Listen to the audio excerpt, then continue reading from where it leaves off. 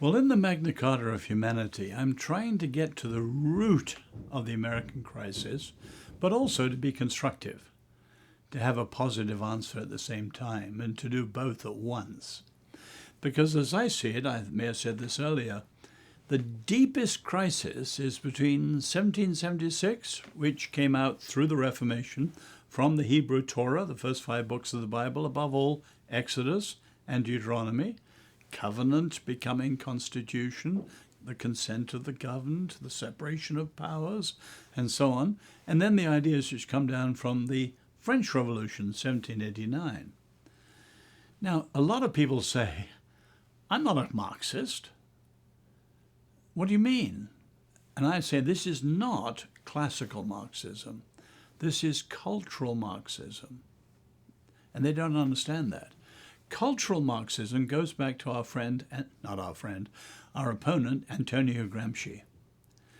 Gramsci was an Italian Marxist who sat in jail under Mussolini, and he wrote what became prison notebooks, figuring out why Marx was wrong. There wasn't a revolution as Marx predicted. And he shifted the discussion from economics and politics to culture, from the proletariat in industrial strikes to what he called the gatekeepers, who have the cultural dominance, or his word, hegemony, over our societies. And his ideas were picked up by the Frankfurt School.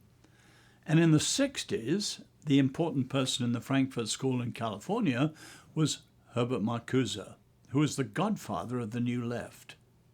And he was the man, in another key moment at the end of the 60s, he and Rudi Dutschke in Germany called for a long march through the institutions. They wouldn't win in the streets for all the protest movements.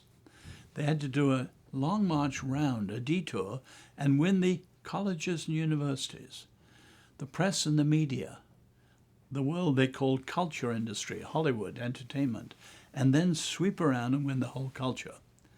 And 50 years later, we can see they've done it. Now, there are other things contributed.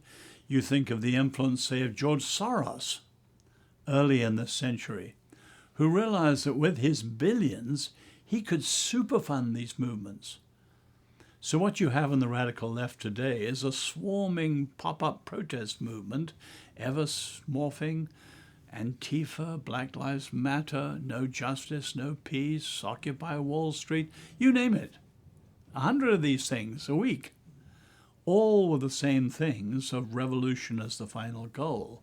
And so we've got to have people understanding cultural Marxism.